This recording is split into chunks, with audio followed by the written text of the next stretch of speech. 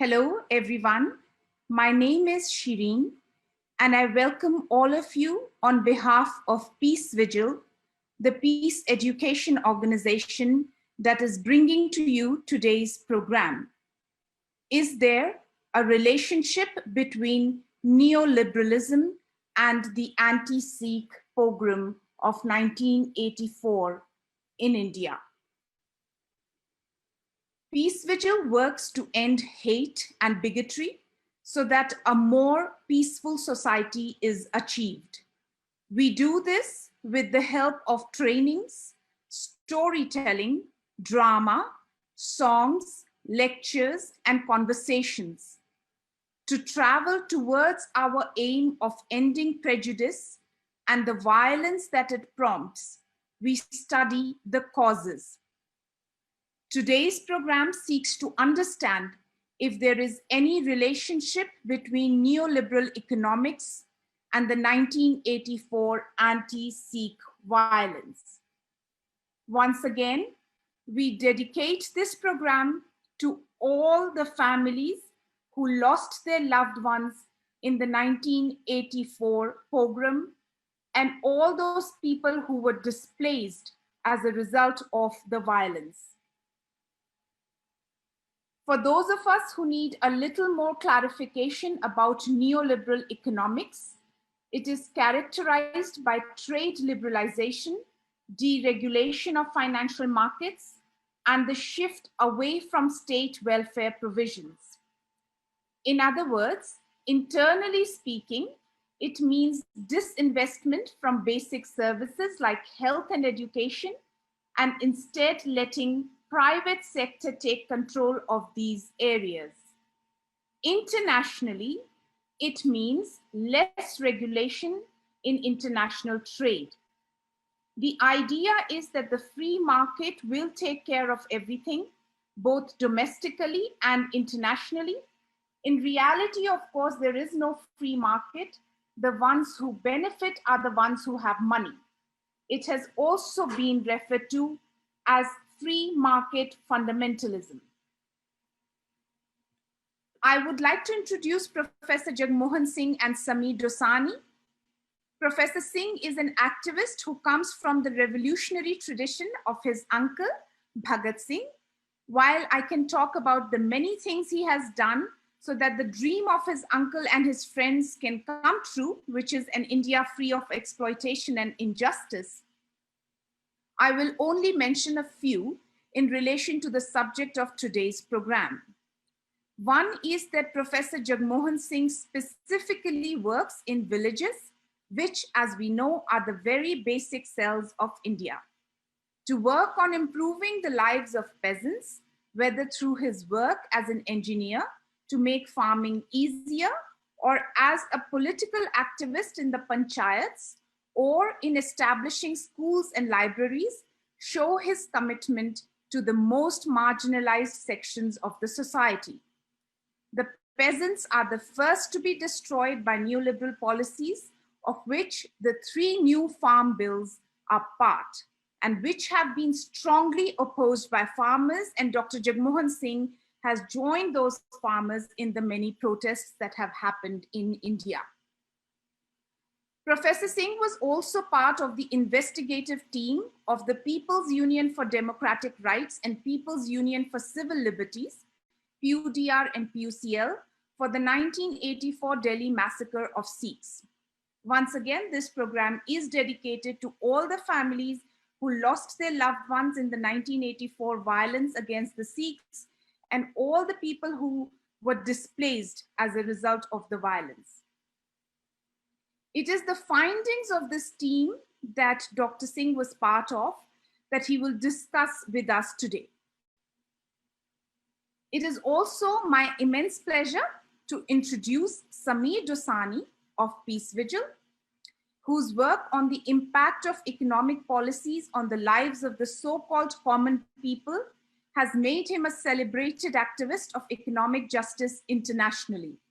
He headed the 50 Years is Enough US Network for Global Economic Justice and the NGO Forum on the Asian Development Bank. He also worked with Amnesty International, ActionAid International, and Oxfam International in various capacities. He is widely published globally and is a co-founder of Peace Vigil.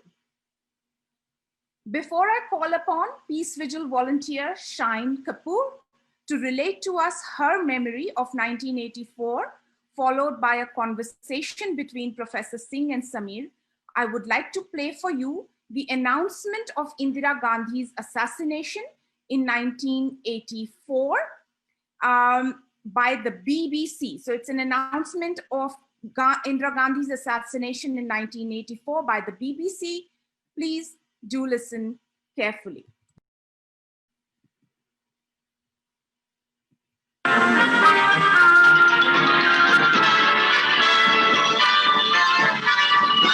Mrs. Gandhi is assassinated.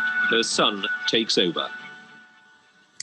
Good evening. Indira Gandhi, ruler of the world's largest democracy, died today, shot down by two of her own bodyguards. They were Sikhs taking revenge for the invasion of their temple in June. And tonight, mobs of Hindus have been attacking Sikhs in cities throughout the subcontinent. Within hours of the assassination, the country had a new prime minister, Mrs. Gandhi's son, Rajiv. This was how India first heard the news of the murder. We regret to announce the death of the Prime Minister, Mrs. Indira Gandhi. She was critically injured this morning at a residence when she was shot from security, and she was immediately rushed to All India Medical Institute, where she succumbed to her injury.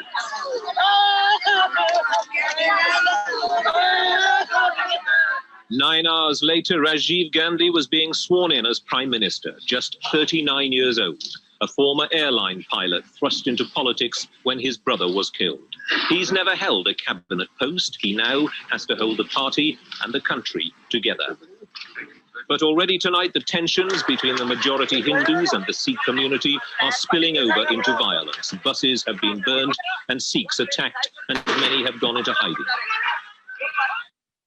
Once again, this was the BBC announcement for the assassination of Indira Gandhi in 1984.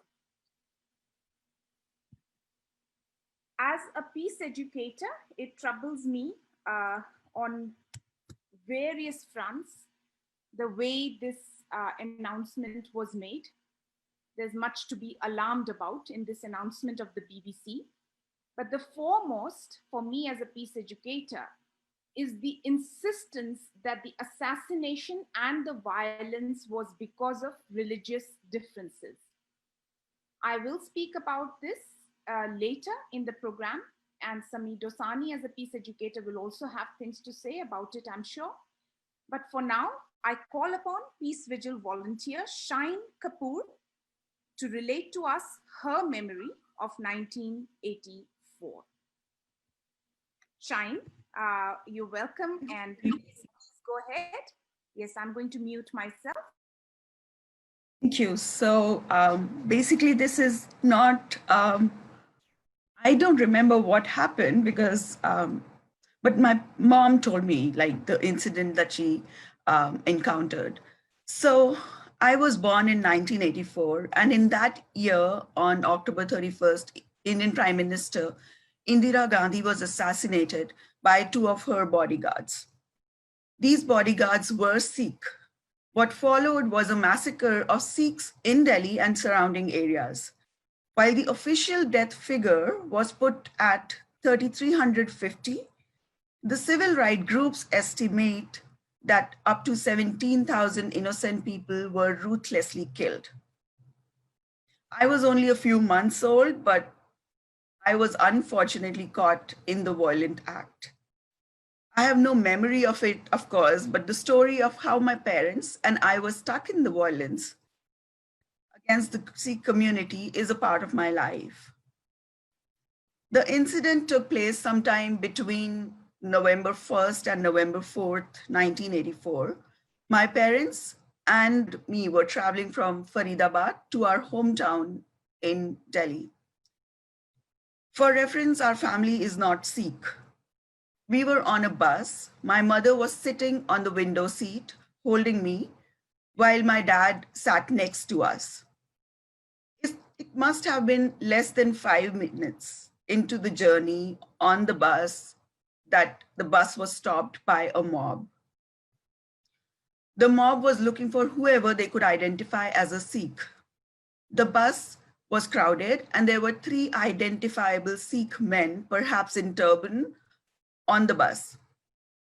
The attackers got hold of one of the Sikh men, strip him off his turban and drag him through his hair. He wanted to take him out of the bus. At one point, the attacker was distracted and fellow passengers helped the Sikh passengers to blend into the crowd. In no time, they were asked to sit, cover up their long hair. Anything that could establish their identity was made to hide with the help of fellow passengers. It must have been very tense for fellow passengers, the bus driver, and of course, like my parents as well, because like that's how they narrate the story to me. And it has stuck with them for so long. The attackers were told that the Sikh men ran out of the bus. After maybe like talking to other mob members, the attackers discovered that the Sikh men were indeed inside the bus. But now the attackers could not get into the bus as the driver had pulled away, but the bus was still kind of moving and it was moving slow. The mob ran after the bus, started throwing huge stones inside the bus. At that point, my dad pressed our suitcase against the window to ensure that the stones do not hit me, while my mother helped me closely. All this while, no one on the bus betrayed the Sikh passengers. My mom says that she looked at the man whose turban was disrobed by the attackers, and she recollects that he was reciting prayers and he was calm. He was just sitting there. And the Sikh men in the bus were kind of saved, and they were dropped at a Gurdwara where the other passengers and the bus driver thought that they would be safer.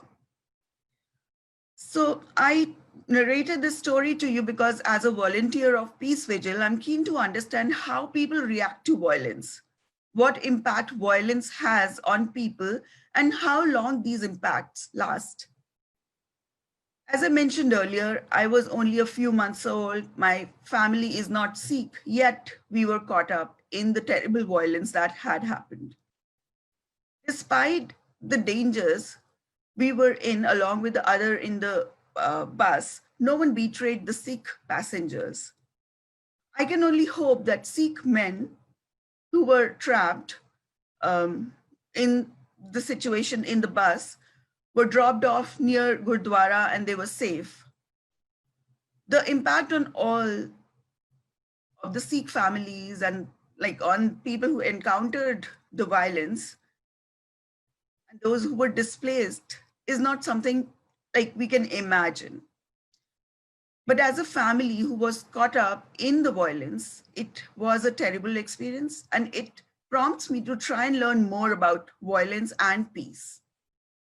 In relation to 1984 particularly, I'm looking forward to today's conversation to see why it happened, who actually gained from such a horrible violence. That's it from me. Thank you. Thank you so much, Shine. As you say, you were only a few months old, but I'm sure this was a traumatic experience for your parents to be caught up in this violence, and they were afraid for you. That's correct. Yeah, there's so many questions that come to mind, right? There could have been so many other possibilities. What if your family had been Sikh? What if somebody had betrayed you? You know, what if the goons had actually come into the bus again? I mean, so much to think about that one doesn't want to think about. But that's right. Thank you. Yeah. Okay, thanks. No, please go ahead. What were you saying? Please finish. I'm so just saying that's right, because like the way my mom narrated the incident to me, and she was like, she was the one who was more petrified, visibly petrified than the Sikh passengers who were calm and quiet. So like all of us, like anybody who's exposed to violence, it's not just the person who's experiencing the violent act, but also people who kind of keep the memory with them. They also experience the effects. Thank you, Shine, for relating this. And we will come back to the incident at the end. Thank you, Shine. Thanks. I would please request our viewers, especially if they're interested in peace education, to keep in mind Shine's story as we analyze the 1984 situation today, and also the announcement of the BBC. Especially in those days, it was the most reliable news agency. And now over to you, Sami Dosani, to begin the conversation with Professor Jagmohan Singh. Once again, it gives me great pleasure to invite these two people. And also, once again, we dedicate this program to all the families who lost their loved ones in the 1984 violence and all the people who were displaced as a result of the violence.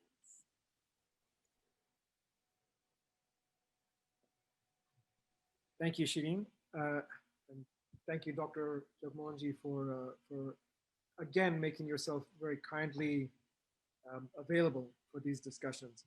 I would like to begin, if you don't mind, sir, by just explaining the standard thinking about these two events, right? So the standard thinking is that there are two different pieces, one of which we've heard a little bit about, but really that story has its center in the Khalistan movement and a sort of this drive for a sort of independent, either whole of Punjab or part of Punjab, depending on who you talk to. That's led by a certain kind of, you can say, Sikh fundamentalists, I think would be the standard way to describe them, which ended up in some military occupations of religious places in the 1980s under Indira Gandhi. And that is the reason that Indira Gandhi's own bodyguards and so on, who were secretly aligned with this Khalistani movement, that is the reason that she was assassinated. So this is one story. And then, of course, we have the post-assassination stuff, which is we've begun to hear a little bit about, but it's one of the many pogroms, anti-Sikh, anti-Christian, anti-Muslim pogroms that have happened over the past 50, 60, 70 years in independent India. So that is one story. And then there's another story which has to do with the economics of the situation, right? The other story is that India began under Jawaharlal Nehru as, I wouldn't say completely communist, but as a planned economy, as an export-oriented economy, as an economy that was, for various reasons and at various times, very closely aligned with the Soviet Union for a variety of reasons, and that there was always pressure, and some of it we know about, some of it we don't know about because it may have been secret and covert operations. But starting in 1966, there was the first sort of drive to liberalize parts of India's economy. So when we talk about it in academic terms, we talk about a sort of failed or mostly failed liberalization attempt in the 60s, and then another attempt in the 80s, which happens immediately after this incident, the other incident, the Indira Gandhi incident. So 1985 to 1986, we have some, what they call attack on the license Raj, right? So this is an attempt to move India away from a so-called planned economy towards a so-called neoliberal economy. These terms are imperfect and we can delve into it. And then in the 1990s, you have the final, ultimate, and ultimately successful attempt at privatization, liberalization, all the rest of it. And frankly, we're still in that phase. We're still in a phase of ongoing privatization of public services, liberalization, austerity, and so on. Now, what is wrong with the story I just told? I just told the usual story. What is wrong with it, sir? Thank you, Sumit. I think there are a number of stories which have to be connected today. Number one, do we know that in a week's time in 1966, our Prime Minister got killed or died in Tashkent, and 7 days after him, Bhabha was killed in an air crash. That was the tragedy on which Indira Gandhi joined as a Prime Minister there. And one very interesting source which has come up now is by a journalist called Conversations with Crow. This Crow was Robert Trumbull Crawley, who was a CIA clandestine operation division in charge. Before, in last days, he had some conversations and he actually invited Mr. Douglas, who was a journalist and a historian. He invited him to listen to his stories, and Douglas actually recorded that. And that conversations with Crow, because Crowley was called Crow in CIA, and he said that it was a CIA operation to get Lal Bahadur Shastri killed, as well as kill Bhabha, because they were thinking of making atom bomb, and we didn't want it to do that. That means the story, and that is why when in 66 Indira Gandhi became prime minister, another story which starts, which is also related with Punjab. The Green Revolution also starts in 65, 67. And a document which has now come to my notice, and I don't know why people didn't see it. The Sociological Association actually made a study in 1980 of Mexico, because the first growing revolution in the world was brought in Mexico. And from 43 it started. And in 65, what he narrates, I would like to share that. What he narrates about Green Revolution in 65 in Mexico is what happened 20 years after Green Revolution in Punjab, the violence, and now post-violence drugs. So I think there is something which actually is it designed? And I asked many of those senior colleagues who have been dealing with the Green Revolution at earlier times. I said, didn't you know that? Did you ever try to find out that a technology which has brought violence and which has brought hunger, which has brought a lot of disturbance into the society of Mexico, and there is a report which is available. I have been able to get it downloaded. And that means the Green Revolution. So Indira Gandhi is new. Earlier to that, there was that we don't have sufficient, and very interesting thing is happening. That now I found, because it was later on, that in 67, 68, there is a parliament debate that within Indira Gandhi's cabinet, there is a mole of the CIA. And that mole is finally Harsh.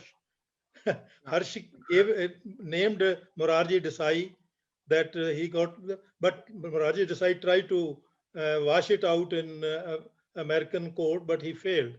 But that means the interest in whole of these. If CIA is killing the prime minister, is it not that they will be interested in who gets in, and then they manipulate it? The third part is. Pause for 1 second, sir, because I think we're jumping around and it's might be a little bit hard to follow. So I just want to iterate what I'm hearing from you, and you can clarify if I get anything wrong.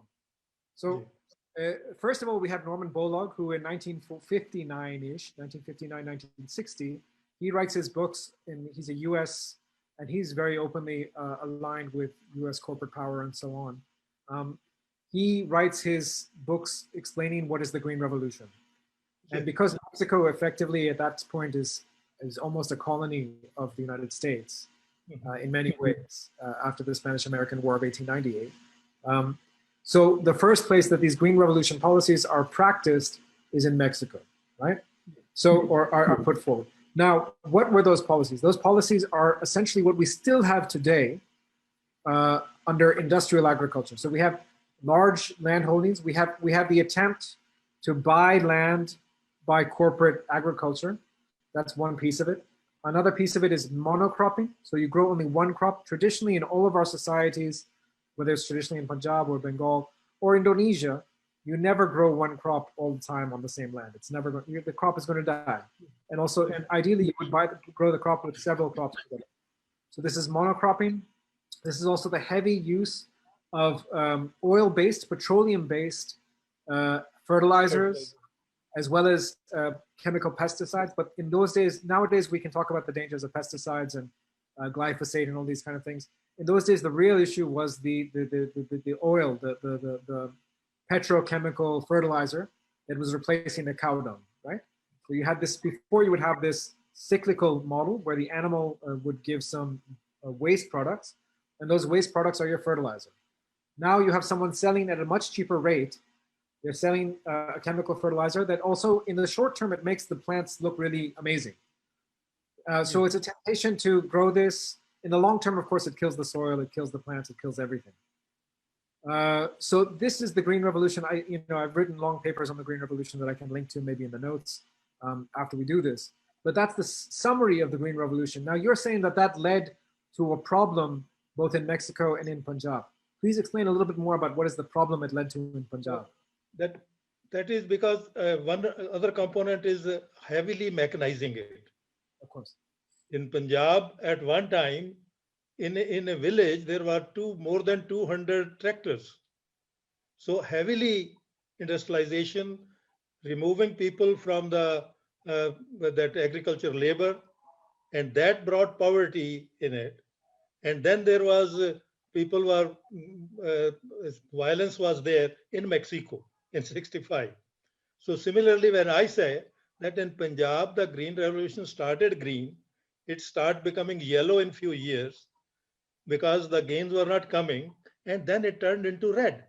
So these are the three phases, and that is why it is connected with whatever narration is being put, what Sikhs were doing, the Sikh narration. I will come to that also. My other point is, so Green Revolution is actually alienating people from their local level, and that rightly destruction of soil is one part, which is now in Punjab. We don't have the water scarcity is created. And I just compare it with California, because in 83, I went to California to study computer technology application into the agriculture. And I found that if that is what our future is, and now California is burning, there is the fire is continuously going, the soil is sinking, the Napa Valley, the water extraction has been so much. So the model which was being sold, America itself is suffering from that. So my point is that the technology decisions which were imposed, my only question was to my own people that because Borlaug was actually in charge of the Mexico Revolution, a Green Revolution.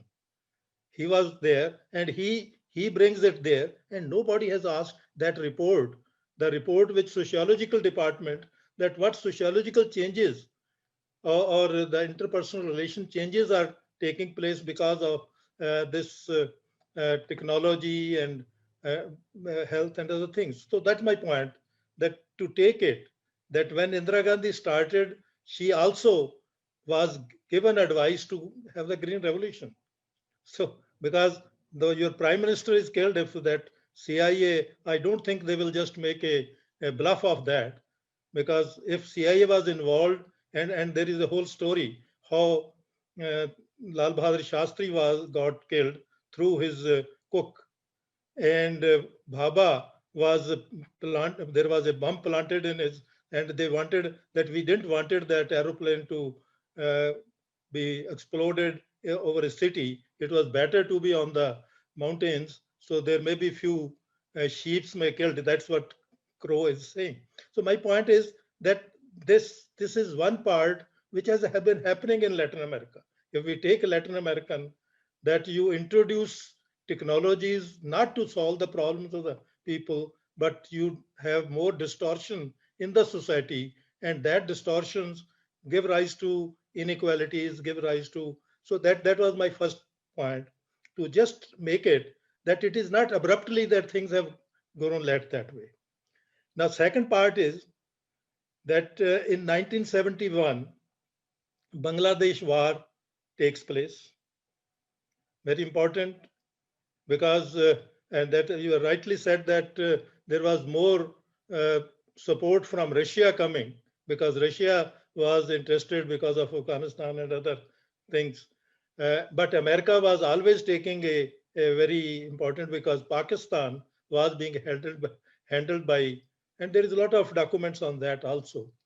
So finally, Indira Gandhi gave a surprise that the East Pakistan was liberated to become Bangladesh in 1971. And immediately after 1971, the Khalistan movement starts. That's very important. I know the person, there was Mr. J.S. Chauhan, who was a foreign minister, who was a finance minister in Punjab ministry. And I knew few MPs who were telling that they were being bribed to take up this cause. And if you see the first map of Khalistan is not Punjab. It is along the border of Pakistan, as if a protection area is to be built so that the mainland India doesn't pressurize further breakdown of Pakistan. Like now we have a Balochistan problem there, the Sindh problem there, the northeast, northwest problem. Khyber Pakhtunkhwa. So in 1971, this propaganda of Sikh state started, and it started in London. Because then they had a dollar made of Khalistan dollar. It was not rupee, it was a Khalistan dollar. And they have a PIA aeroplane which was recolored with Khalistan Airways. And it was on the Heathrow airport, it was standing and photographs were. So that is when another problem started. In the meantime, in 75, the emergency comes. And it is very important that in emergency, the 4-point program of Sanjay Gandhi was the program of Rockefeller. The 20-point program was not an Indian program. It was also imported from America, because that population control, which later on became actually problem for them. And I have that. So my point is that the Sikh problem was made to be started. And then there are all narrations which goes on with that. And when we come to, well, shortly because in 75, emergency was declared, all rights were withdrawn. But later on, and this is the time, actually, there's another important point which correlates with 84 program, that in that very period of emergency, the recasting of Delhi town planning was done. These areas of Sultanpuri, Tarlokpuri, these were the areas which were then established by clearing. They say they are cleaning the Delhi because there was houses, lot of houses, and there were workers side by them who used to serve them. So they cleaned everybody and brought it together. And I remember one of my very senior and a very learned person told me, Jagmohan, ye Latin America ban raha hai. I said, how? He said, this is experiment of town planning like that you bring all of lower strata people at one place so that they become their agent of political program and everything. So that cannot be neglected, because this is the area when we were preparing that, and it was all that more violence which took place was in these areas, Tarlokpuri, Sultanpuri, and actually those who were in the name of Sikhs, they were Patadas. They were not in that way. They were just another type of people, and the mercilessly, because they were involved, even the Dalits in that. So and these very crowds were being used as political crowds. So that means that there was a ground being prepared. And this is the time when WTO, World Bank and IMF loan are being negotiated by Indira Gandhi. And I remember that there was first 5,000 crores of rupees loan which was there. So that means the basic agenda was to have transformed the economy over there. That is why I say that this is not just killing, but it is assassination, which we feel sorry about. But it is that what happens after assassination. The assassination of two persons in 66, Indira Gandhi comes. And then Indira Gandhi's assassination, the whole economy starts slipping into what we call now the neoliberalism. And we remember that neoliberalism was first started in Chile in 72. And Mr. Hayek, who is the father of neoliberalism, was the advisor of that. So all those experiments which were done in Chile was with the same type of violence, and they had so that is. Sir, again, if I can interrupt, I think again we're moving quite fast. So just to say, because I think some people will be they won't believe that, because the hypothesis that you're putting forward, just to clarify, is that starting even in 1965, 66, there was already some U.S. intervention in Indian domestic policies, in potentially even in the assassination of prime ministers at that time, or at least having spies in the cabinet and so on. So I just want to say a couple things about that point specifically. One is that we know, for example, that the US was doing all of this in many other countries as part of their Cold War politics, right? So, I mean, the most famous example, of course, is Lumumba not in South Africa, Democratic Republic of the Congo. You have the assassination of Lumumba in 1965, who had united the country. It's a very difficult country to unite. It's a massive, massive piece of land, so many different tribes, so many different languages. But he had, and his Communist Party, Socialist Party, had managed to do that. The US assassinated him, and Congo has basically been in a state of civil war until now. Even just here in South Africa, we have refugees from the Congo coming even today. So that's 65 to 2015. How many years is that? 70 years of war. Yeah. So this is the kind of situation that we're dealing with, 60 years of war. So it's not what the professor is putting forward is not prima facie incredible. It's not outrageous. And the background documentation is this Letters of Crow. What is that book called again? The Confession of Mr. Crow. Mr. Crowley. You need, I can give you. If anybody wants to read it, the PDF is available with me. I think we will put that in the footnotes of this in the Facebook comments, as well as whenever we load it on YouTube. We will put the reference to that book, certainly. So that is one piece of it. The next piece of it is that this has been going on. It's related to agricultural policies. It's related to many other policies. Neoliberalism didn't really exist at that time. As you say, it's being piloted in Chile by another CIA-backed coup. So that is the overthrow of, he's not even a socialist. He's a liberal Democrat, Allende. And he is overthrown, and you have the brutal dictatorship of Augusto Pinochet. And just last week in Chile, we have finally the overturning of the Pinochet's constitution.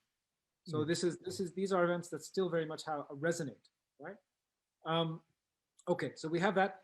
Now, I guess if we go back to 1984, the question then becomes, because if we look at pogroms, if we look, for example, at Gujarat in 2002, we see that the violence was not, it was not spontaneous.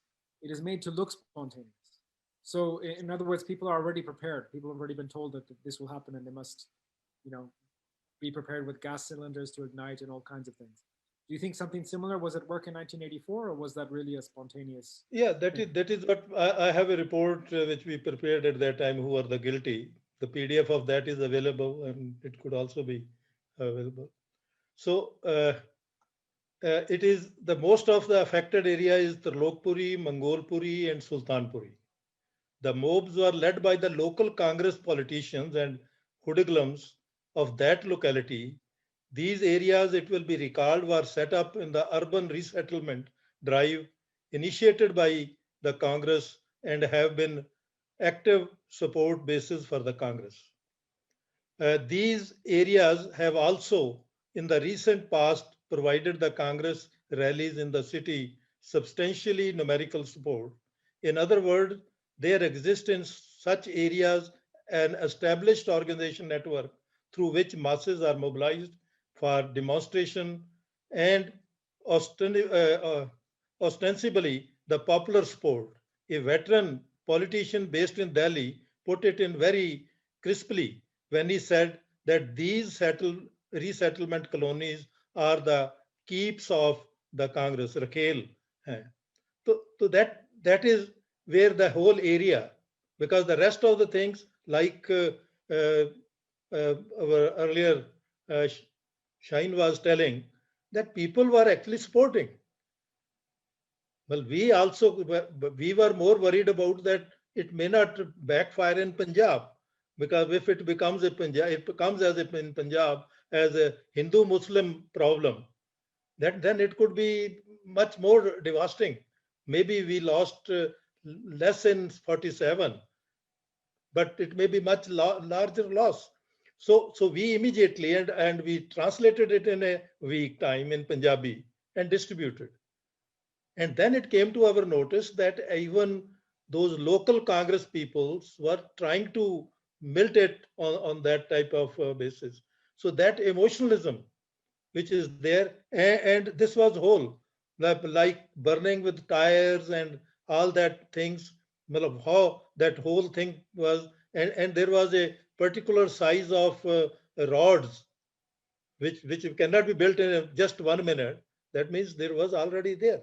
And another story which BBC left it, that there were immediate news was that there were 2 Sikhs and 1 clean shaven shooter also. That clean shaven shooter is lost. The whole story built in because these Sikhs have killed it, how that whole arrangement, and a very interesting observation by one of my very senior journalists was that whenever these assassination takes place, there is always some movie man present. Indira Gandhi was actually going to give her interview with one of the and that whole thing was shooted, and that man immediately ran away. The same thing happened with Rajiv Gandhi's thing. And third very important point in 84 is that there was none of the senior government official there except Mr. Cousin brother of Sanjay Gandhi, who was there. He was the deputy home minister in charge of the home affairs, and he doesn't occur somewhere. So that is, at least this was a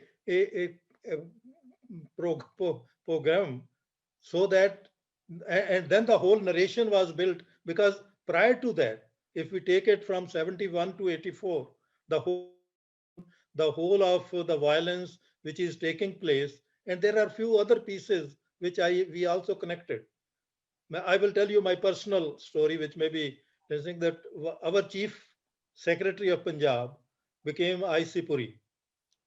And being so much a busy man, he took over the charge of the vice chancellorship of Agriculture University also. And we, as a delegation of teachers, went to meet him. And I was telling my friends that with dealing with IAS people is that he will throw a googly, the very first ball. If we are able to hold it, then dialogue will take place. He will put you something. And that was astonishing to me. When we met him, 4 of us, he said, how much money is being paid by CIA to the professors of Punjab Agriculture University? His chief secretary saying that. I said, because it was really challenging to my patriotism, I said, who fool will do it with the professors? He will better hold a chief secretary. And later on, it came up that there was a compromise, and that was the period when he thinks that he is the advisor, and a lot of violence, state violence is taking place. And there, so these things, that is what it brings to our mind, that the things are not that natural as sometimes is reflected. Yeah, everything is they are being programmed somewhere, somebody, and then it is done. So that was, and the change of economy which is taking place, and particularly the agriculture, because of the Green Revolution, there is a ground for it.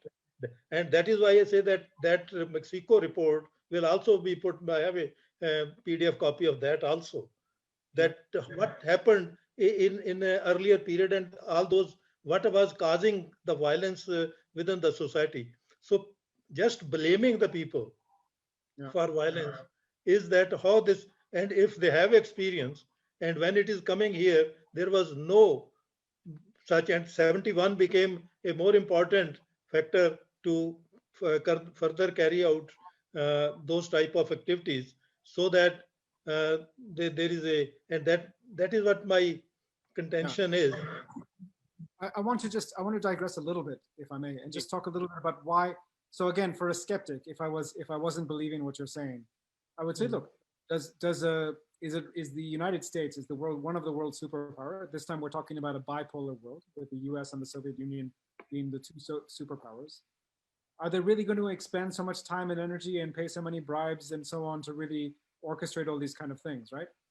And I would turn people's attention to another reference, which is work of Noam Chomsky and Ed Herman on US foreign policy throughout the world, really, and showing that this is the kind of thing that actually we don't have, at least I don't believe we have all of the details that have been declassified from India, but we have them from other countries. We know what was going on in Cambodia in the 1950s. We know what was going on in Indonesia in the 1970s. And it's very similar. This is all a very similar pattern. That's one thing that I'd say. The second thing is that if India was able to be a success story following their economic model, with their Nehruvian economic model, why would that have been so damaging? And I think here we have to talk about another of Noam Chomsky's concepts, which is the threat of a good example, right? Yeah. So for example, we all believe that, the Tata motor cars, we believe that they are a failure, right? They came out, we had them in every taxi in Bombay, anyone who's ever been in a taxi, in Delhi in the old days, but in Bombay even today, you will see many, many of those Indian-made cars, which were done in a different regime. Now we have Indian-made cars that are being done in a privatization regime. This was with state backing and a certain model. Now that could not have been allowed to succeed, and I would argue that that did not get a chance to succeed. Why would I say it did not get a chance to succeed? Let's take one of the most successful private car companies. That is Toyota. Toyota in 1959 first launched for the consumption in the US market. They launched a car called Toyupet. So this is about 10 years after they had been in, after the end of World War II. So they've had 10 years and they've been backed by the US, and they're allowed to sell in the US because of US patronage, because they're a US ally, right? So they have every advantage.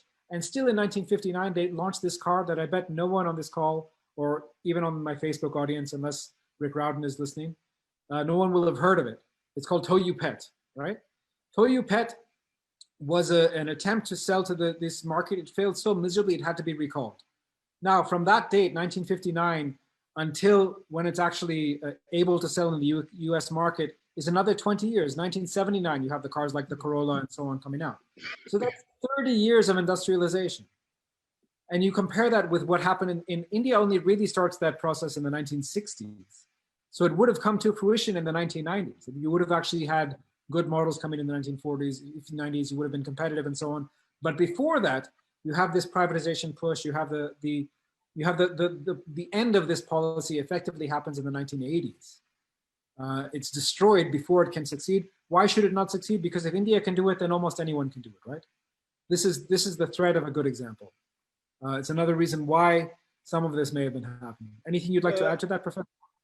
There is also because that which I was telling, that CIA mole in the cabinet of the Indira Gandhi was because, and there is a very important observation by Harsh, when he actually named Morarji Desai, he said because he is an anti-Russian or anti-Soviet, he has been sharing the information out of the cabinet, that what relationship are there.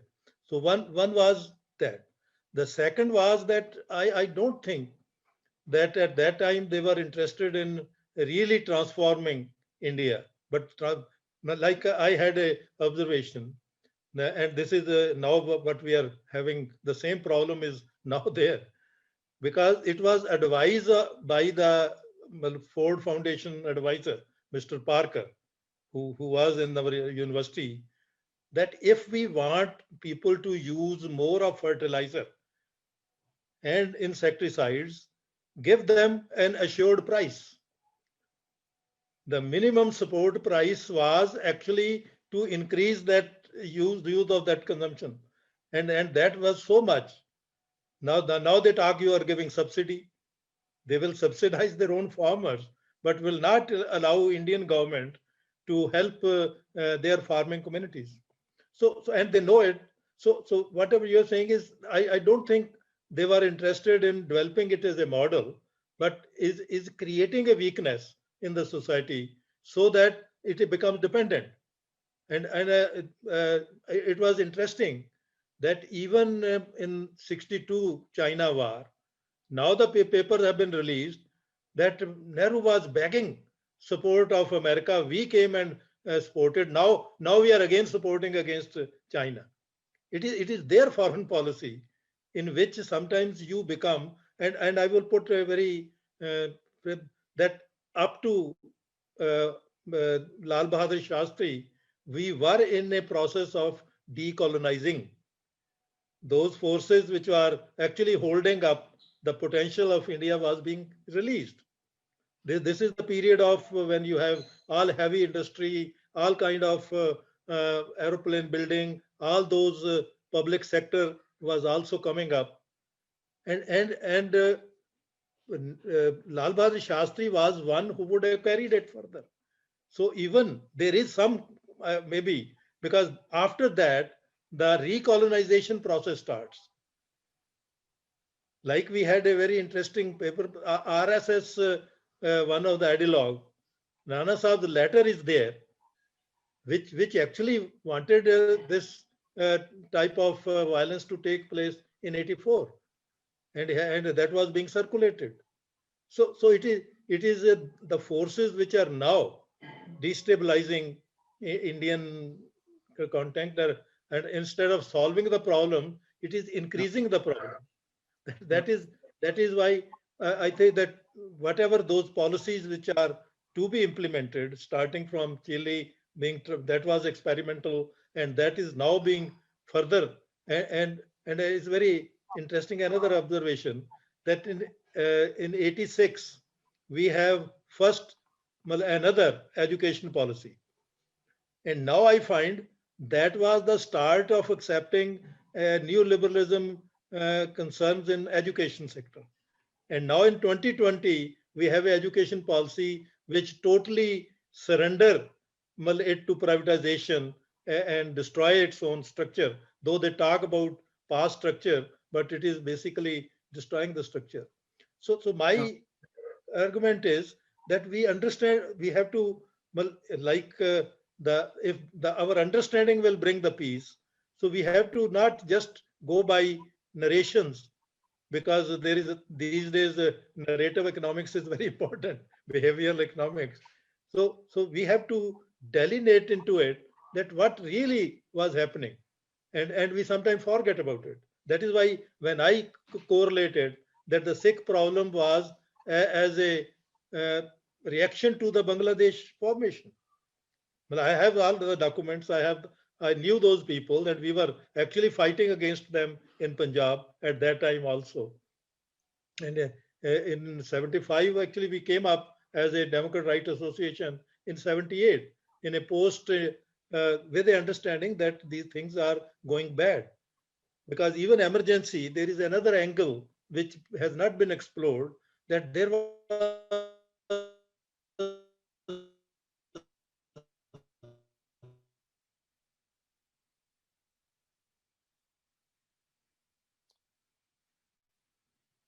Hi, sir. I think we've lost your. Can you hear me? Sorry, we lost you for a second. Please, can you repeat what you just said? Well, I said that even in '75, the emergency was not just because the court thing, but it was because there was a lot of famine going on. There was a lot of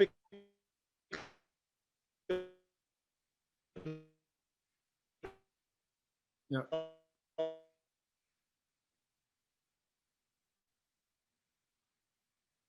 Yeah, so I think we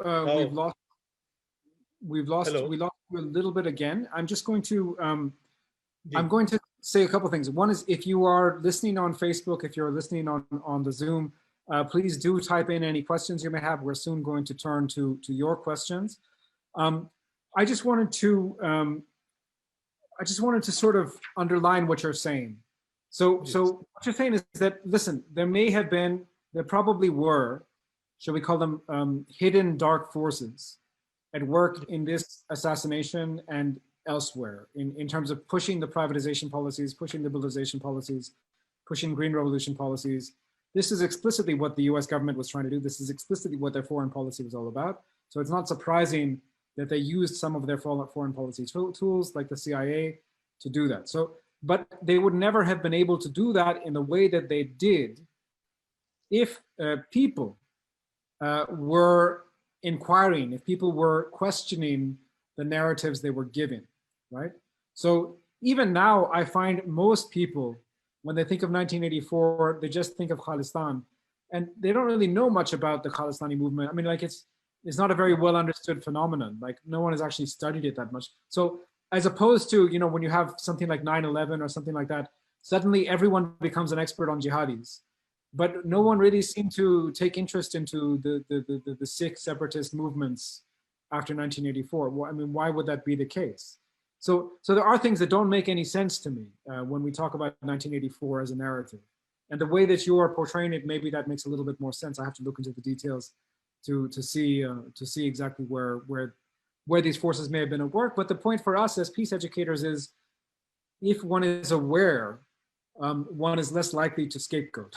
If one is aware that these policies are being pushed and that there are things that may be trying to manipulate people, if one thinks critically, then one is not just going to accept the narrative on the TV, or worse, become part of the riot, become one of the gangsters, right? Yeah, that's what actually you're very right. That with these type of things, we have to really check the facts. That's what I'm trying to find, that these facts why have been neglected. The second part is that when we talk about 84, particularly, and prior to that, the whole Sikh movement, and you are very right, we had a report, an All India report. We brought people, because the same type of actually misgiving was in our southern states, that maybe Punjab is in revolution.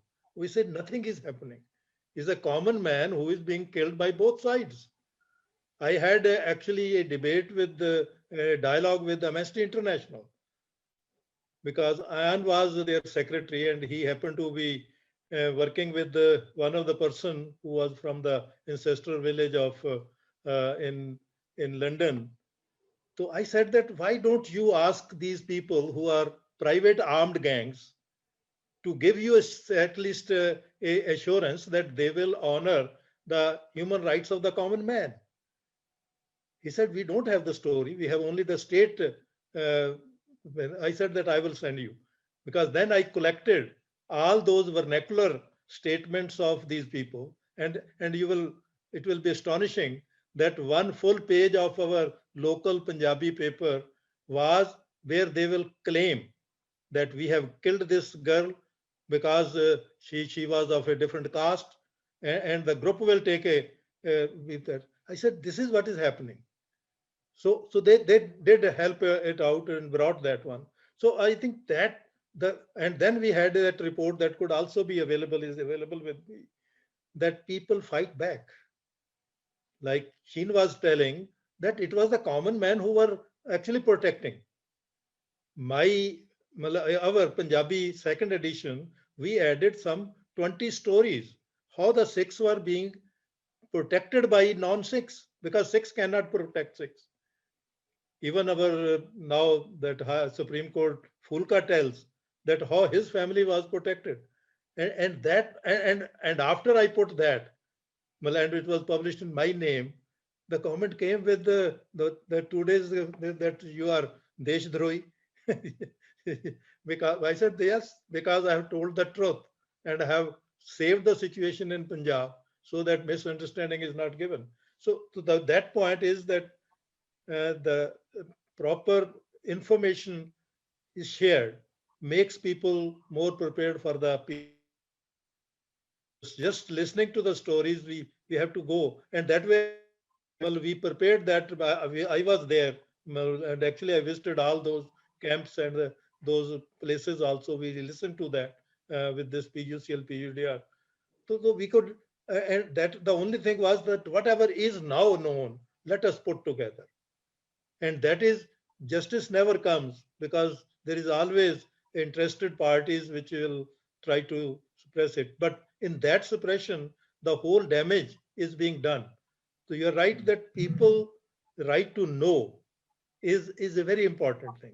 And that is what people said, that whom you will present this report. We said that we will present it to the people. And the same thing we were doing in Punjab. All that which was happening, the news could distort, but we will go to the place, collect the information and authenticate it and well, immediately publish it and distribute there. That this is what has happened in your area. It is not just that. So that way, how the LB is made, how the, and that which sometimes surprises us, we don't see. And the same thing happened with Rajiv Gandhi, because the Tamil issue was made, the Lanka was there. Before we get to Rajiv Gandhi, sir, I just want to ask a very explicit question, which is, okay, 1984, for some reason, someone thought Indira Gandhi had to be killed. What was that reason?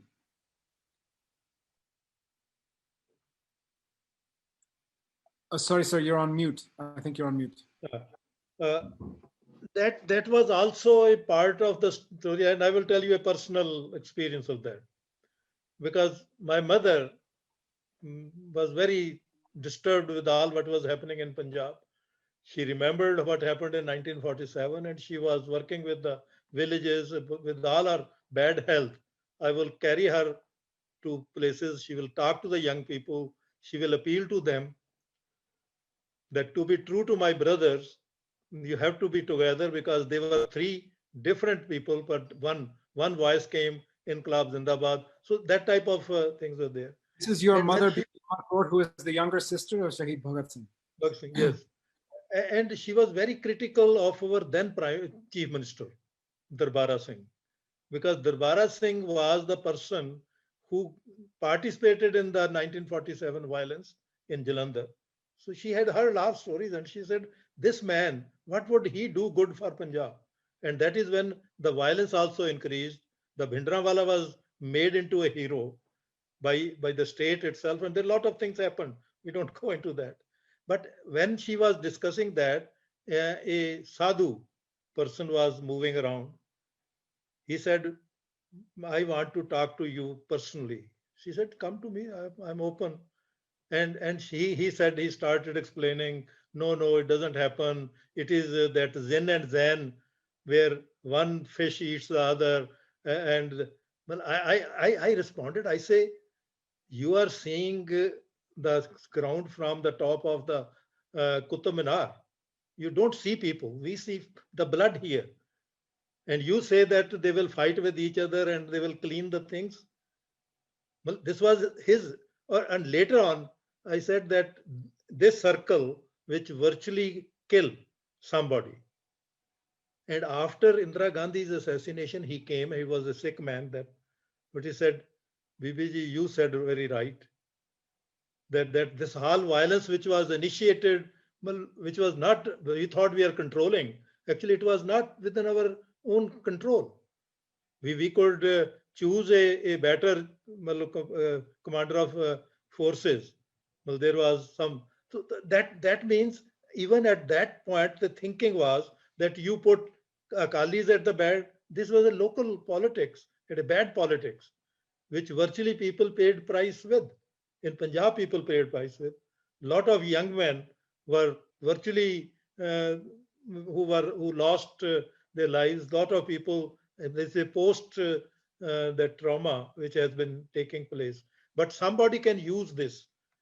Well, that is which is now happening. That our diaspora outside, they will send or propagate something because they are safe. They will do something without even having an iota of relationship with the solution of the problems, local problems. Because even very simple thing, it may be interesting.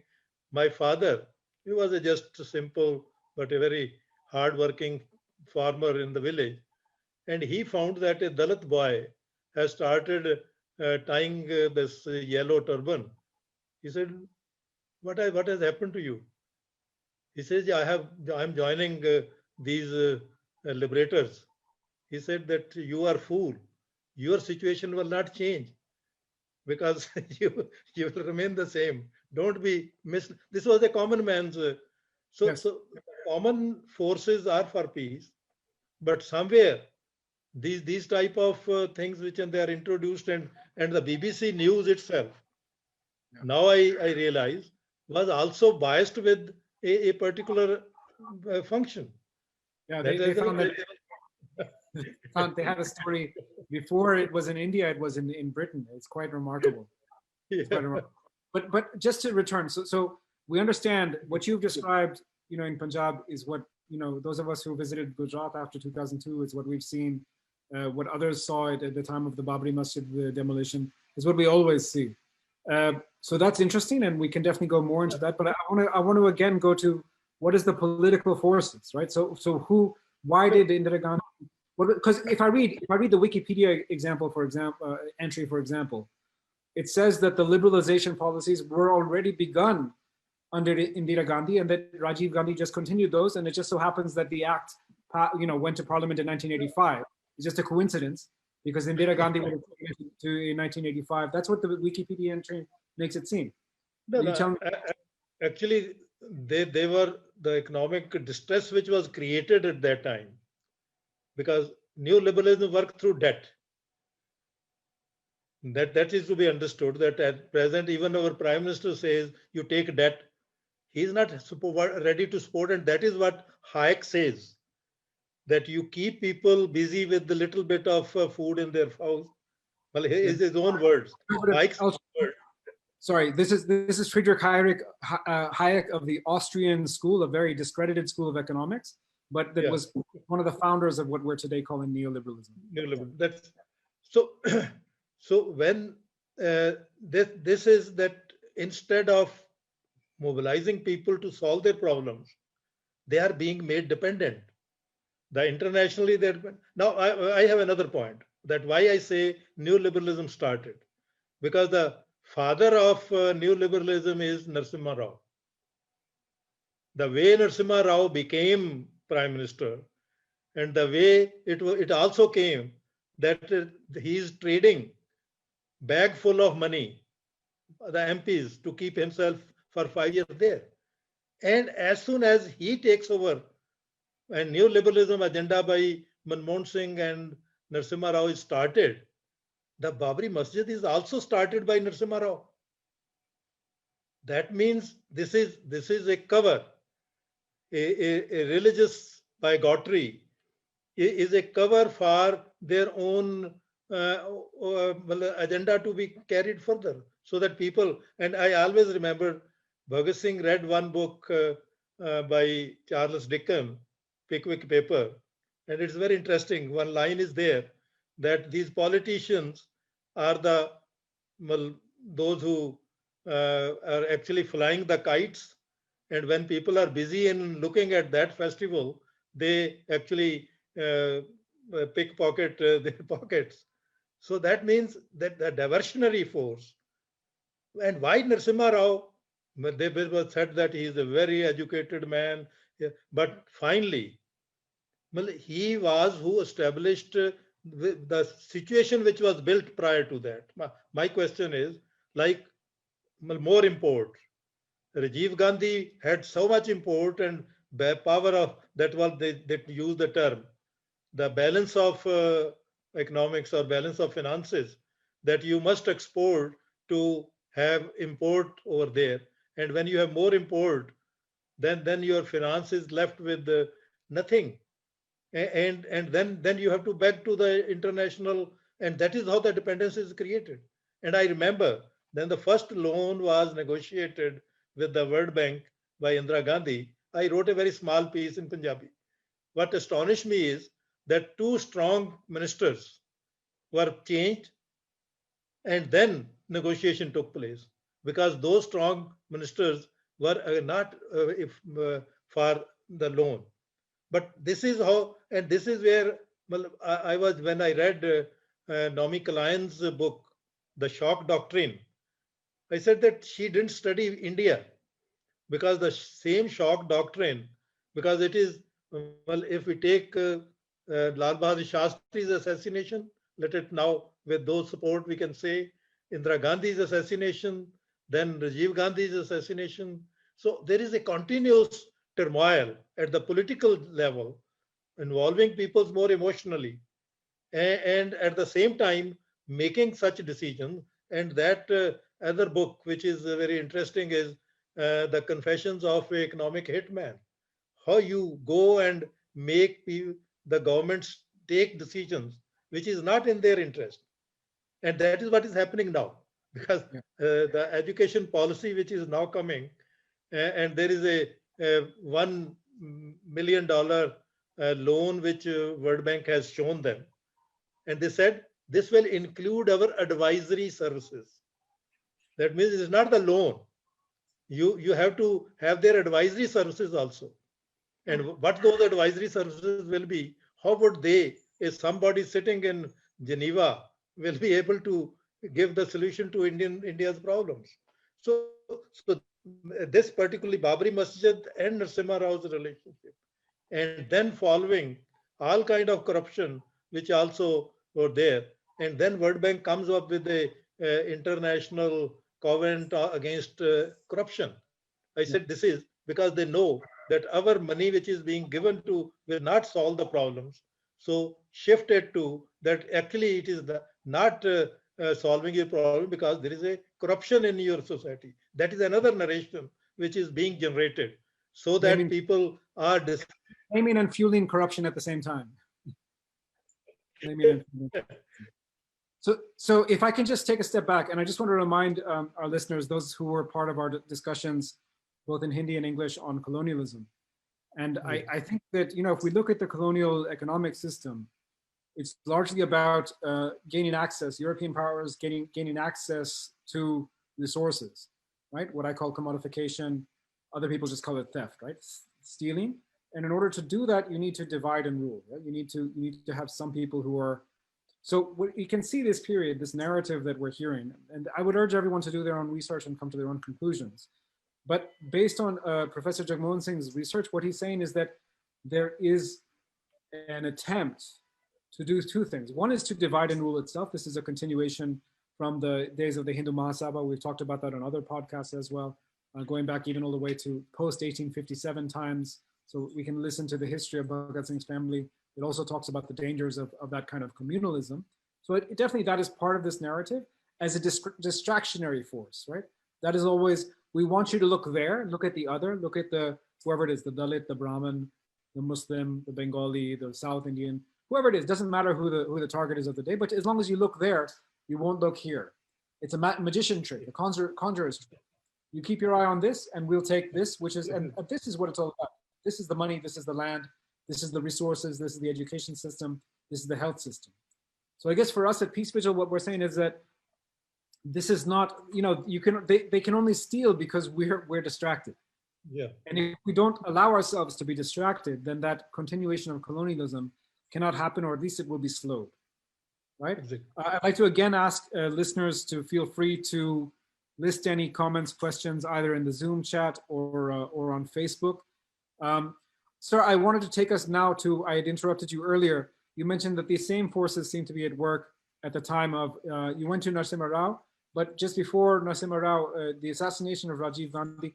Rajiv Gandhi, just to remind people, especially our younger listeners and viewers who may not remember this time, Rajiv Gandhi was someone who, was never really seen as a politician, one can say.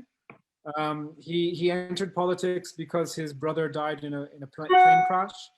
And then he became prime minister after Indira Gandhi was killed. And I mean, I don't think it's an exaggeration to say that he wasn't at all qualified to be the prime minister of the country. And then he himself was killed supposedly by LTTE. So this is Sri Lankan Tamil separatists who had been receiving aid from India for some time. And then for some reason, they killed the Indian prime minister. I mean, they stopped receiving aid, and then they killed the Indian prime minister, is the narrative that we're told. Did you want to explain that in a little more detail, sir? I think there is one thing which is very interesting, which I noted at that time, before the assassination because elections were taking place. And there was 3 studies, one from German, one from UK, and one from Washington, that there is a possibility of Jyoti Basu becoming the prime minister because the power is with the CPM. And then I said that this observation is a very damaging observation. And then there was another report which I don't have now with me, but I came that there was a report that if Rajiv Gandhi's assassination takes place, how much swing of votes to the Congress will take place. So these studies were there.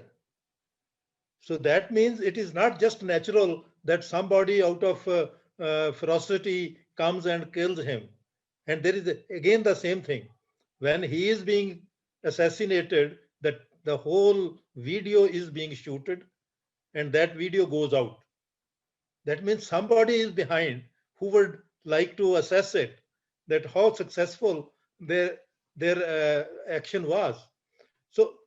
And after that, this became, and Narasimha Rao was not a political force, but how he managed, that's why I say, then it become suitcase of rupees, crores of rupees were traded to keep in power. The corruption was added. So neoliberalism brings its own tools of destruction also. There is a lot more to be, and there are a lot of work which is done on that of Rajiv Gandhi's. But I say after that, the ground with the weakening of the economy, which has been taking place prior to that, and Rajiv Gandhi was because he was a technology man, he was a pilot. So they could bring that computerization is to take place, more technology has to come. And all that technology actually brought a lot of debt because there were a lot of imports, but there was no exports. And as you are saying, that even colonial time, the agriculture was for export oriented. The Nile, indigo production, opium production. And that is very interesting. In this Crow's Confessions, there is a very interesting paragraph about how the CIA handles the drug system.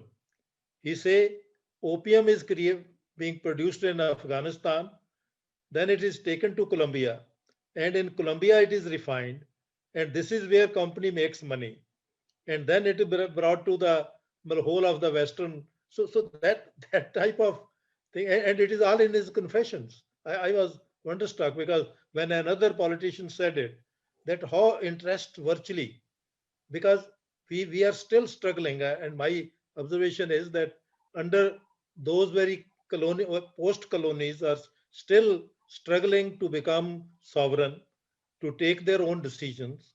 The decisions are imposed on it. So that is which makes it that neoliberalism is not just a slogan, but a way in which the rich is to be made rich. Now in India, they have almost abolished any kind of data. That means you will never reach the truth. So a fabrication of data will take place and the narration will be generated. If you ask, and it started in the second regime of Manmohan Singh itself. An economist is trying to allowing that let data be slowed down, let there not be data, because data talks truth. When Bhagat Singh says, I am a realist, so realism, where would the realism come? And then to correlate, because the local experience with an international experience and a national experience is which actually is required for peace. That we have more understanding, we take it like, I just give you one example. Today there was a headline that in the last many years, the potatoes price has been the highest at 40 rupees. The onion is 100 rupees. How did it take place? Because a law was generated or by ordinance that you need to export the edible, and there is no limit or there is no check on which are essential eatables. So at the cost, and this is what neoliberalism's other attack is, that at the cost of the food, and this is what was happening in Mexico also, that they were being made to produce for outside, not for their own. And even like we have happen that when the milk production increases, but the milk consumption by our own home children is reducing because it is all for the market for so these type of distortions is which is as a common man we should understand that neoliberalism and how does it affect. And that's why I say why there was emergency that during such a COVID situation, the ordinances on agriculture are required. And they exported 50,000 crores worth of food, essential food items in this period, where normally 30,000. So that means your children's food or nutrition is being exported because there is a big consumption. And as I sometimes read, I was in England, they say that the cost of the vegetable which is produced in Africa and comes here, you just see how many resources are actually depleted of theirs at which we are eating. So that is the relationship. I'll talk a little bit more about the economics in just a minute. I just wanted to call your attention to what Professor Shamsul Islam is asking in the chat box. He's asking about if you can comment on the role of Chandra Swami in Rajiv Gandhi's assassination. Do you have anything to say on that? I think well, he was a Swami who was actually producing pistols. You know, he had a full industry in Jammu and Kashmir where he was producing pistols. So how much he is, I don't have much gone into it, but maybe that is another area which we should explore. Who was working what? Because we are too many Swamis now, and what the Swami's roles are. He is very right. He is a good, and we need to explore it together. But I know that Arun Nehru, who was cousin of, and that's what I'm saying, he was the only person of the cabinet, a deputy minister of home, available in Delhi when Indira Gandhi's assassination takes place. And he was thinking that maybe Gyani Jail Singh, who was the president, a Sikh president, that he may take a constitutional stand. In the constitutional, Rajiv Gandhi was nowhere. So he was even manhandled. If you know it, in All India Medical Institute, he was manhandled and shaken.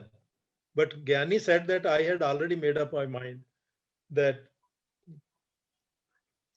I have made up my mind that the reins should be given to Rajiv Gandhi. So there are so much of loose ends. If we go on connecting them, the whole picture start emerging. But the basic thing which we are talking about is that how do the common man's economic interest is hijacked under these situations by creating a different and then putting a wedge in the society. And over that is why Narasimha Rao started it.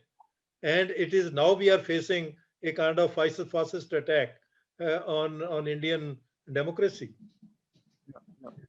Okay. Radhita ji is saying that, first of all, she's mentioned that the so-called exodus of the Kashmiri Pandits happens at around the same time, which is roughly correct, although it's not just, as Dr. Islam has pointed out, it's not just Pandits who are affected, but also common Hindus, progressive Muslims, and Sikhs in large number. Radhita ji is also saying the way science research is going on in the near future, research will all be done by machine intelligence, basically. Yeah, I have a comment on that, which I can address that one later. Present government's policies. This is Marjorie Fernandez G. Thank you, Marjorie, for joining. The present government's policies are even more harmful than those of Congress. Earlier, Mohan Singh, the economic situation wasn't as bad as at present. But at the moment, due to high unemployment and so on, there's an ever greater need to distract people by building temple, Article 370, Hindutva, etc. Where are we headed is the question now. Will there be another assassination in the near future? There is also a question that has been sent by WhatsApp addressed to Dr. Jagmohan Singh. Could you Ji. please, could you please give us a few points on what the PUCL PUDR reports found when you did the investigation? So I don't know if you want to comment on that, at least that last one, and I can comment on the machine work and maybe some other things, and we'll start to wrap up as well. I can send the whole report with PDF with me. But finally, we try to point out that there are few selected peoples who have done this. And you will find another very interesting thing, that even a Sikh actually got another Sikh's factory fired, put on fire, because they had some personal settlement on that. So these type of things also happened. But there was all those officials who, and then the role of army, we also observed how the things were virtually not the very late the army was brought in. So there are number of those points which we actually observed that, and we make a list of the people whom those who have suffered are pointing out that these were we recognize them, and these were the people who were involved in this whole things which was taking place, the whole over there. So these names were there, but I think somebody is interested, we can give them the whole PDF book on that. But the basic question was that it was initiated in those areas which were brought up under new settlement of the town planning, in which you collect all the people, and then there are some hooliganisms who are in control of those masses, and they can be used either way, either for a political propaganda or for violence or something like that. And I think that is a more important point which we had. Thanks so much. I'll just make a couple of comments on my own area of specialties, which is really the economics of the whole thing. So just to say, look, for people who are new to this conversation, in some ways it helps to explain what we were taught in the 70s and 80s, those of us who studied it then, right? Which is that there are sort of two economic models. One is called import substitution, ISI, and one is called an export orientation. And the US was pushing for an export orientation, right? So this is what we're saying, when you must sell foodstuffs to other countries, because you've signed a trade agreement, you've agreed to provide so many pounds of potatoes, so many kilos of potatoes, no matter what, right? And so what this does in the long run, the ideology is this will make India part of the international market. The price of potatoes in India won't be different from the price of potatoes in Pakistan or elsewhere in the region or in the world, right? So this is, of course, we know this is not true. That's another question that we know that it's not true. But the other policy, which was the Nehruvian policy, was no, we provide for ourselves first. First, we become self-sufficient in potatoes or whatever it may be. And only then we think about maybe exporting, right? And also not just self-sufficient, we also must have stores, because India has had many famines, has had many crises in many parts of the country. Also, India has many different staple foods. In the south, they eat rice, in the north, they eat wheat. So we need to have large reserves of all of these things, right? So I'm explaining in very general terms. But the important thing to remember is that the US was always pushing for what they call their free market policies, but was never actually doing that. For example, if we look at how the US economy functions, the Pentagon system, their military industrial complex, is a massive part of the US economy. It has nothing to do with the market. And if we look even at other things, for example, at the agricultural subsidies in the US has the most agricultural subsidies per person imaginable. I think I estimated once that out of every $1 of rice sales in California, again, California should not be growing rice because of the water issues, but they do grow rice. Every $1 that is made by a rice farmer, 98 cents of that is coming from the government. My figure may be a little bit old now. I did this calculation in 2014, but it won't be very different. Whatever it is today is going to be similar, right? So this is the policies that have been pushed. They never actually work, and they also serve to kick away the ladder, because the US, the way that it has progressed, the way that it is industrialized, not just the US, every industrialized country has done so through state planning, has done so through some form of what we might call socialism, what they certainly call socialism today, but some form of state planning. I mentioned the military industrial complex in the US. That is massive state planning on a scale the world has never seen. Certainly the Soviet Union never saw that level of industrial planning. But if you look at Norway, if you look at Sweden, if you look at the UK, these are all places that have their own plans, their own development plans. And whether they should or not is almost, and they will subsidize certain things, they will put tariffs on certain things. If they decide that they want to produce more steel, if they decide they want to produce more solar panels, as Germany has done recently, or as Europe has done recently, they will tax the solar panels coming from China, right? So these are policies that are, I think they're good policies for that particular market, but then they will punish, say, countries who want to tax their solar panels. So the hypocrisy of the thing is almost built into the system. And we can talk about this for a long, long time, but I just want people to understand that the way this is working is, they talk about this as if it's a way to industrialize and a way to develop. In fact, it is the chronic underdevelopment of the third world. And that is what was at stake in 1984. That was what is at stake in 1966.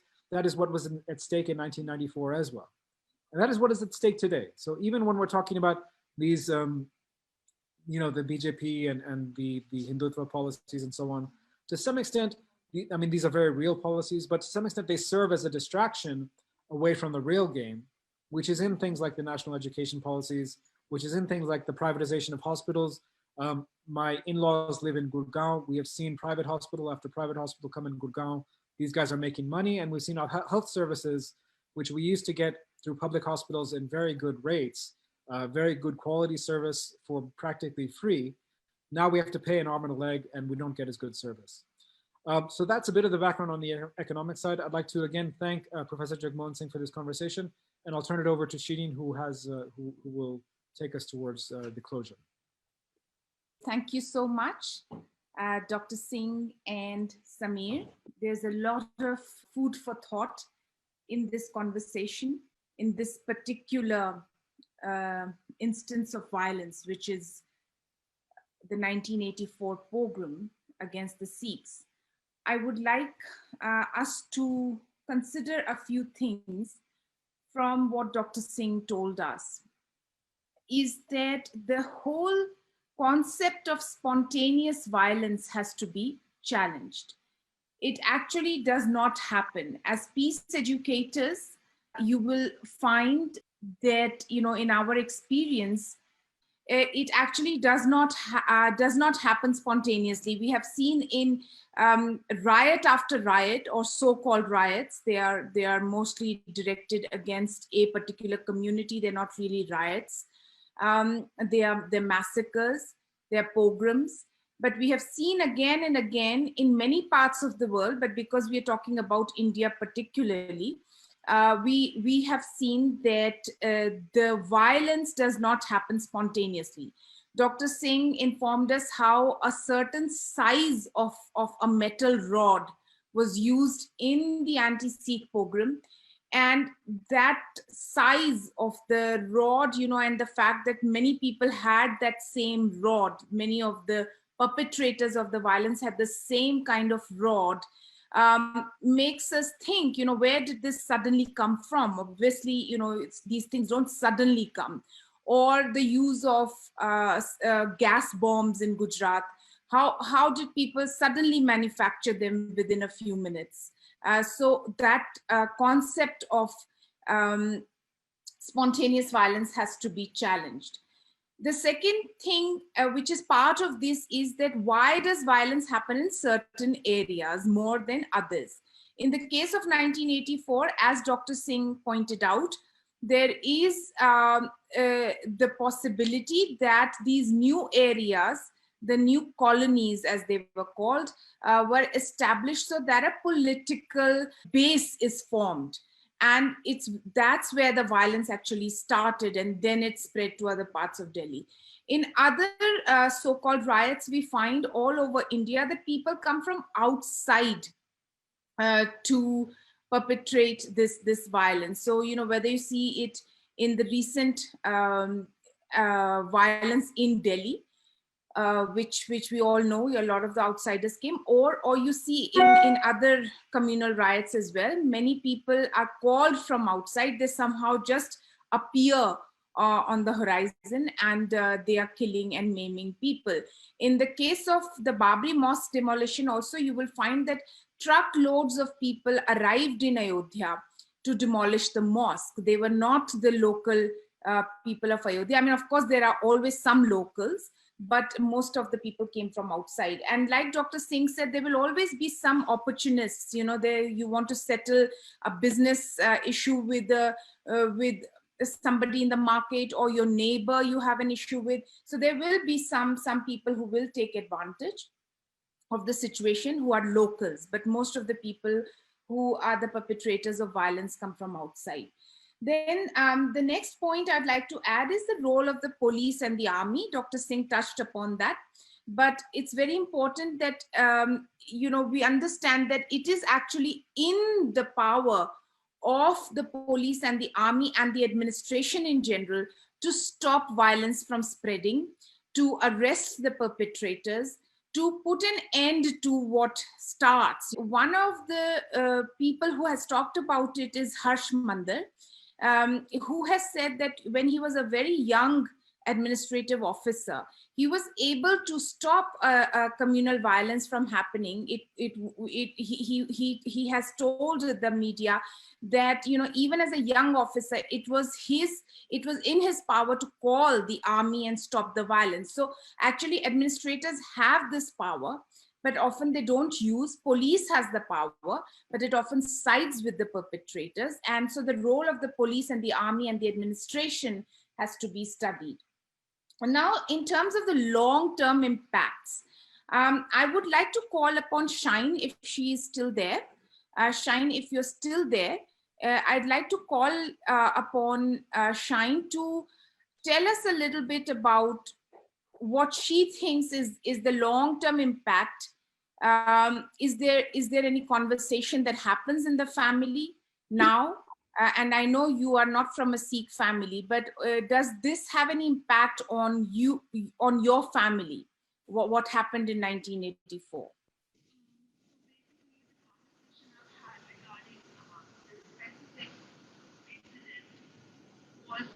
Has been with my mom. I haven't spoken to my dad, but I think he's more inclined to let it be said always. So it's tough for me to have a conversation with him. Shine, your connection doesn't seem to be very clear. Could you, maybe the microphone, could you come closer to the microphone, please? Is that enough? No, unfortunately not. No, it's not. We can't hear you. Maybe that can help. Is that fine? Or is it like really bad? Unfortunately, we can't hear very well from Shine. But certainly we all know that there are long-term implications of any violent incident. And it is not only for people who are, who lose their family members. Of course, that implication is much bigger. But even for people who are just watching, little kids, for instance, remember this. It traumatizes them when they see something like this happening. Plus, the cycle of violence then starts. People start to hate another community, even though they had no reason to hate them. But the violence starts a narrative. So there are all sorts of rumors and stories, this one came and killed that one, and those people did this, and, our community suffered. And suddenly the narrative becomes a hateful narrative, and that cycle continues. Now, I would like to put this question forward to everyone, that if something like this happens tomorrow, there is violence against a community, say the so-called riots break out, what can you and I do in such a situation? My hope is that, we will obviously try and help our neighbor or the people we know. As Dr. Singh said, the Sikhs could not help the Sikhs. It was not possible in 1984. So thank God for all the other people who were not Sikhs, who helped this community that was being targeted. So we definitely have a role to play there. But then beyond that, in order to stop such things from happening, it is extremely important that we look into the deeper questions, like the one that we have discussed today. And the first point of reference from the point of view of peace education that I would like you to please stress on is economics and power relations. So who actually gains from this violence? Did the Sikhs or the Sikh community as a whole gain from the killing of Indira Gandhi or from the violence that happened later? Obviously, the Sikhs lost. They lost lives, they lost businesses. Many families still have not recovered. So who gained? And that's a very big question for us. Who gained from this violence?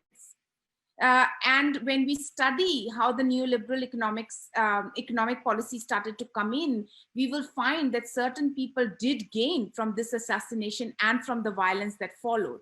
So I would suggest that whenever such an incident happens, rather than looking at what the media makes out to be obvious, so in the case of the BBC, it immediately, right in the first sentence, they are telling you that this is a religious problem. This is a problem between two religious communities. We need to look further. We need to look deeper. We need to see what the economic implications are. What are the power relations that are going to be affected, in this particular instance? Who is going to come to power? Who actually did come to power? What did they do after that? I mean, Rajiv Gandhi was also killed, but then who was in charge of the financial things of the country? What are the policies that kicked in after this? And so those kind of questions, when we consider, we will find that this is a smoke screen, the religion, the caste, or tribe, or whatever is used. And so we understand the divide and rule a little bit better. So thank you all so much for attending this. If there are any points that the two speakers would like to add, you're more than welcome. And if not, I will bring the program to a close. Dr. Singh, is there anything that you would like to add? Yes, I would like, because the question of Pandit's migration has taken place, Yes, has come up. That was in 1990. And remember, my namesake, Mr. Jagmohan, joined as a governor of J&K. And within 2 days, there was a mass firing by the Indian forces where 50 to 100 people were killed. And that was the initiation of the whole chaos and other things. So as I say, that the role of Mr. Jagmohan in that, and he was being supported by Arun Nehru. And I remember at that very time, there was a big massacre which took place in Assam. Elections were announced and people were opposed to the elections. And I still remember, I have to find out if somebody needs that, Arun Nehru's statement that he has been advised by because he was a deputy home minister, he was advised by the agencies that thousands of people will die. He said that is no cost for democracy. The election will take place, and it did happen. So these interconnection of the things that is what I say is more important, to go back into it. There's a lot of information, and internet actually gave us quite a to original sources, not the narrations, but the original sources, and we can. So these all issues has been a continuity, and one thing which I would like to add about the Babri Masjid issue, there has been a training camps taking place. These videos are available of those people who were trained that how to demolish this, because it is not that easy to demolish a old structure. They were being, and those confessions of those people who trained them, somewhere that could be, well, I collected sometimes those confessions. So these things are not innocently done. there are a lot of forces, but it do leave a kind of divided society. And a divided society is always helpful for exploitation by anybody, internal or external. So that is where for peace, if we have to work, we have to find those uniting forces which are and that's what it say these days, because after Second World War, the era of human rights started. Let us not just take it that the charter of universal charter of human rights was adopted. It was that if you have to not let the fascism repeat, talk about the human rights of the people beyond their state control. And now the 21st century is a era of social justice. The social justice is which will bring peace. So and that is what is being threatened by all these reactionary forces which are well, actually endangering the future well-being or a environment of communalism, all those issues which are being touched. So thank you I very much. agree. Thank you so much, Professor Singh. It's always a pleasure to hear you. And also thank you, Samir Dosani, for giving your input and your expertise in economics and development. I thank all participants. I please request all people to please share it with others so that others can also get an exposure to this particular conversation and the idea that religious or the so-called religious violence has angles that need to be explored, which are many times economic and power related.